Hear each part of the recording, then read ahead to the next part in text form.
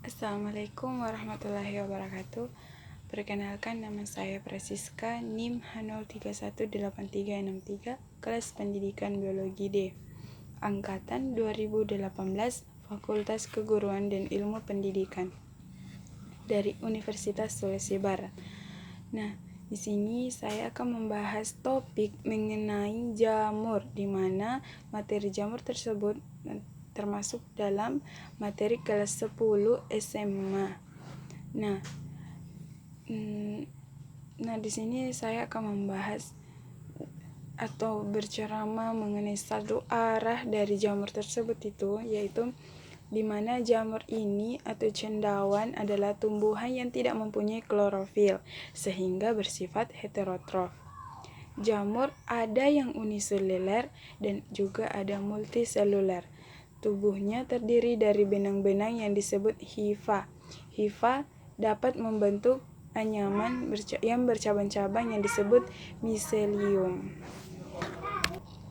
Reproduksi jamur umumnya terjadi dalam dua cara, yaitu secara aseksual atau perkembangan vegetatif dan secara seksual atau perkembangbiakan generatif.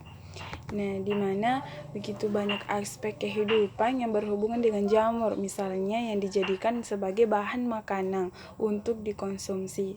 Contohnya seperti tempe, salah satunya. Dan kecap merupakan salah satu contoh hasil kerja jamur.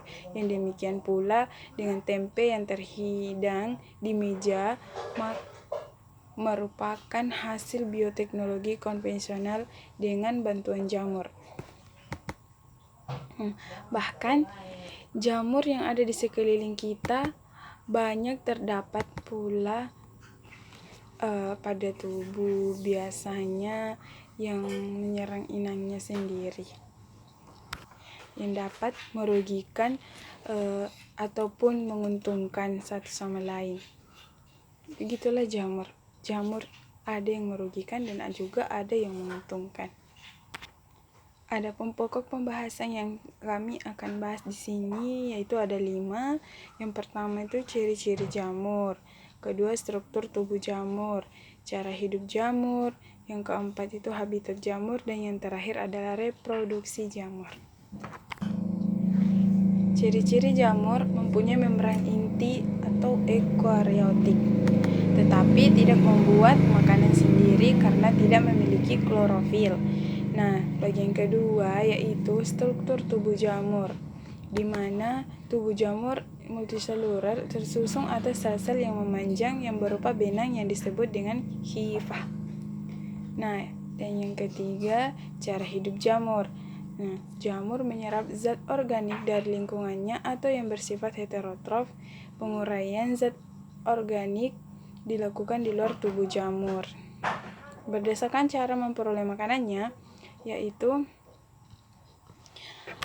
jamur dapat bersifat parasit atau bersimbiosis dengan mutualisme dengan organisme lain. Nah, yang keempat yaitu habitat jamur, di mana habitat jamur ini bermacam-macam, antara lain jamur yang hidup di tempat-tempat yang basah, lembab, di sampah, dan juga pada sisa-sisa organisme atau di dalam tubuh organisme lain. Nah, dan yang terakhir kami akan bahas yaitu reproduksi jamur. Nah, seperti yang kita ketahui bahwa tadi kita juga mengungkapkan sedikit pendahuluan atau sedikit mengenai bayangan-bayangan tentang reproduksi jamur, yaitu terjadi 2 cara reproduksi jamur ini, yaitu secara aseksual dan secara seksual, di mana perkembangbiakan vegetatif ini secara aseksual dan secara seksual itu perkembangbiakan generatif. Nah, itulah tadi pembahasan mengenai topik jamur yang berjudul jamur. Nah, semoga bermanfaat bagi kita semua, dan jika ada yang kurang dan lebihnya mohon dimaafkan, karena kami juga sementara mempelajari sedikit tentang materi jamur tersebut. Nah, dan saya mohon maaf jika ada salah kata. Dan Assalamualaikum warahmatullahi wabarakatuh.